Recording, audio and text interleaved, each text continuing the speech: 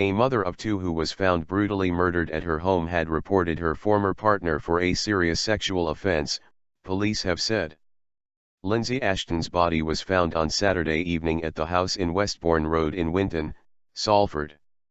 Greater Manchester Police said the 25-year-old had reported Michael Cope, 28, in April. She also made an allegation of assault against him in May. Mr. Cope is wanted by police in connection with Ms Ashton's death. Ms Ashton, whose body was found by a relative, had daughters aged 7 and 2.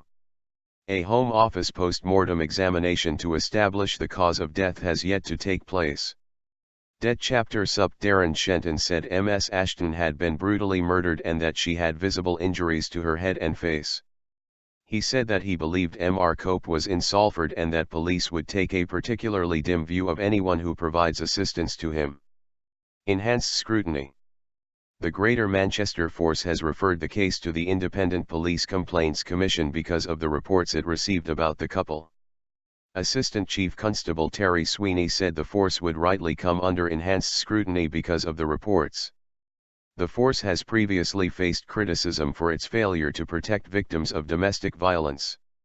In the case of Claire Wood, who made several complaints to police before she was strangled and burnt by a violent and obsessive ex-boyfriend in Salford in 2009, the IPCC concluded there had been individual and systemic failures by the force. Her death led to the inception of the Domestic Violence Disclosure Scheme, DVDs, a scheme nicknamed Claire's Law after Ms. Wood, which gives people the right to ask police if their partner has a history of domestic violence. The force is currently involved in a year-long trial of the scheme, which is due to conclude in September. GMP revealed last week that it had so far received 90 applications for information from people or agencies and it had made 53 disclosures.